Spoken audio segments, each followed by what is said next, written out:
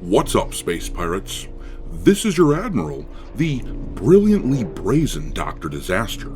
And the term superhero is a term that is used entirely too loosely these days. If you really think about what the term means, it isn't just somebody doing something heroic and being virtuous, and it isn't just somebody having otherworldly powers. It is somebody with both of those qualities, but these days, the characters on movie screens and TV screens, while they might be powerful, they often don't come off as particularly virtuous or heroic these days. Most of the time, you're forced to look at these characters in disgust. What a loser. Get a friend, loser. This post here on X from Valiant Renegade perfectly illustrates my point. After the premiere of Lanterns came out and somebody pointed out what a loser Hal Jordan was in that show, he wrote, "This is the exact problem with James Gunn's DCU and why it's failing miserably. Supergirl, Peacemaker, now Hal Jordan, all portrayed as degenerate as the villains, like Penguin. There's nothing for audiences to root for, and that's exactly correct in my view.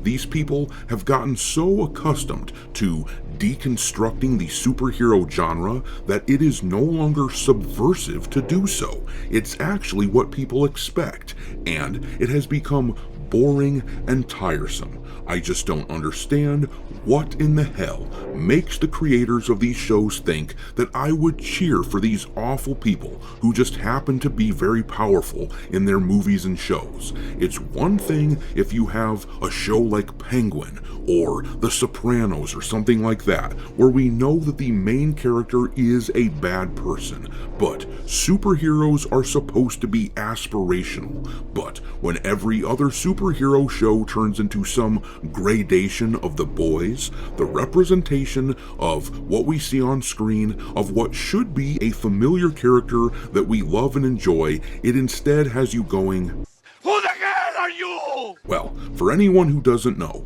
spoiler alert, because I'm going to be giving away the plot for the first episode of the DCU show Lanterns, but if you did not know, in the first episode of Lanterns, which just came out, we are introduced to Hal Jordan and Jon Stewart, and in the very first episode, Hal got the worst treatment of Luke Skywalker from The Last Jedi, and he got the worst treatment of He-Man from Masters of the Universe Revelations. When the audience is introduced to Hal, he is a loser and irresponsible alcoholic slacker who just doesn't give a crap about anything. And look, in the comics, Hal was never perfect, which is part of his appeal, but he was a decent person who cared very much, and that was also a good part of his appeal. And then he was unceremoniously killed off in the very first episode to make way for Jon Stewart, the Black Lantern. And look, don't get me wrong, I actually really like Jon as a character, but why do we have to degrade Hal Jordan in order to put him in the spotlight? We've seen this sort of thing so many times, it's become a freaking trope. The only thing surprising is that they didn't somehow turn Jon Stewart into a woman. Put a chick in it, make her gay! Well, there are a couple of interesting things going on concerning this show right now. First of all, the plot of this story was actually leaked a few months back by the outlet Cosmic Book News, and I mean, it was a verbatim leak of what happened, and they have a new scoop from the same source that provided this leak, telling them that James Gunn's time is all but officially done. After the train wreck of his DC universe, his time as the head of DC may be done soon.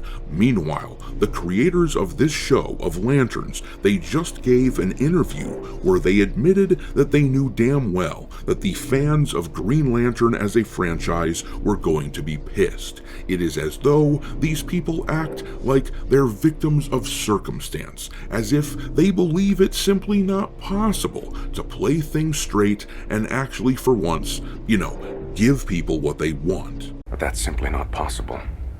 Why isn't it possible? It's just not. Why not, you stupid bastard?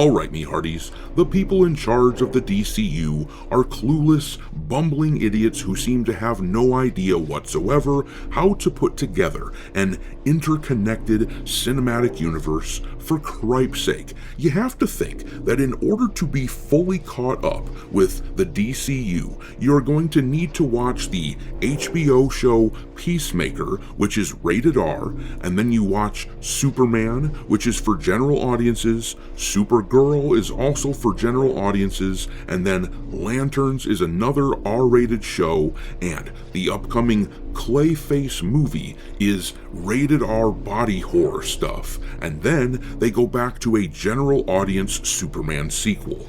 I don't know who needs to hear this, but that is a bit uneven to say the least, and it makes the whole universe seem disjointed and just weird.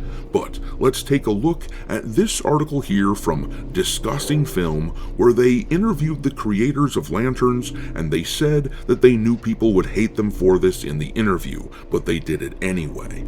Anyhow, the article starts by telling us how people have been waiting for a proper rendition of Green Lantern for a long time, and then they write here, now that he's finally part of an interconnected universe, Hal dies in the first episode of the television series he stars in. A time skip from 2016 to 2026 is shown at the end of the pilot, where an older Jon Stewart finds Hal's frozen dead body sitting in the football bleachers of a crime scene from earlier in the episode. We want audiences to feel sad, and we want them to feel mad, and we want them to feel confused. Lindelof tells me when I ask him how he expects audiences to react, because those are the feelings that people have when someone they care about dies. But here's the thing, dude. You didn't spend enough time with the character, showing him as an actual hero who gives a shit about the world in order to make us actually care enough about this version of Hal so that we would be sad to see him go. And if people are mad, it isn't because of anything in universe, it's because we are tired of seeing characters that we love get subverted by jackasses like this. Anyhow, here the article says, looking back at their true detective inspirations, Lindelof recalls wanting the victim at the heart of the cosmic mystery to be someone who matters to the audience. He even argued with his co-creator Tom King, the Eisner Award-winning comic writer behind the iconic Woman of Tomorrow storyline that inspired the DCU Supergirl, about whether it was right to kill Hal Jordan. A massive creative choice like this is expected to reverberate throughout the entire DCU moving forward. Okay, but none of this is earned in the story. The DC universe is still in its infancy, and one of the founding members of the Justice League has been unceremoniously murdered before we were given a reason to even like him in universe. In fact, the only reason that anyone would have for liking Hal, based on how he was portrayed in the show, is because they love the comics. Funny enough, these people are so hell-bent on the victim of the mystery being someone that they cared about that they forgot that the reason we care about the victim is because we wanted to see him as the main character of the story. He is the primary Green Lantern in many people's eyes. But the article goes on, Damon Lindelof, I think one of the tropes of the rural mystery show is that we don't really care that much about the victims. I can't even tell you the name of the dead girl in True Detective, even though it's one of my favorite television shows of all time. As we began to group together, the idea became who gets murdered. We kept coming back to the idea of, like, what if it's one of them, Hal or John? We were never going to kill Jon Stewart. Thus, oh my god, what would happen if we killed Hal? Does it feel like a gimmick? Does it feel like it's exploitative? yes to both. It is a gimmick, and it is exploitative. This is the classic bait and switch that we have become accustomed to. It is extremely predictable by now, to the point that it isn't even shocking, it's just disgusting. I mean, of course Hal was going to be the one that they killed off. Killing John would have been equally as annoying, but at least I would not have seen that coming, because of course he's not a white dude. And then the article says, though, the creative duo anticipates online discourse. The fans are going to hate us, Damon Lindelof says with a little unease. There were all these reasons not to do it, but the story kept pushing us to do it anyway. And it's like I said before, they are acting as though they are victims of circumstance who had no choice, when in reality they could have tried something radical and made a superhero who wasn't a disappointing loser who gets killed off to make way for some other character. Meanwhile, this article just came out from Cosmic Book News, where they are taking a victory lap because the spoilers that they published months ago were proven to be completely correct. Keep in mind that apparently Cosmic Book News was copyright struck multiple times for reporting on this. The videos that they put out were eventually restored, but they were taken down just long enough to try to do damage control on spoiler leakage. And apparently this same insider that gave them this information originally is now telling them that James Gunn is definitively going to be out in a world where Paramount takes over Warner Brothers. And it also sounds like the Snyder DC universe might have a bit of a comeback. There is talk that they are going to do a cinematic version of the classic Frank Miller Batman story, The Dark Knight Returns, with Ben Affleck and Henry Cavill reprising their roles as Batman and Superman respectively. I don't know about any of that, of course, and if you want to read more about this, I will drop a link in the description to this article so that you can read it for yourself. But I will say this, with as consistently as these guys have been correct about this sort of thing, it is pretty hard to bet against this source of theirs. Anyhow, make sure to hit the like button on this video and subscribe to the channel if you haven't done it already. And if you are already subscribed, make sure that you're still subscribed to the channel. Lots of people tell me all the time they've been unwillingly unsubscribed. And also, don't forget to follow me over on X, where my handle is Dr. Disaster1. But I'm going to leave it there. What do you think about the Lantern show? Have you seen it? If you haven't, I don't recommend that you waste your time. And what do you make of these Snyderverse rumors? Drop your thoughts on all this into the comment section below, and we will talk there. Thanks for watching, me hearties.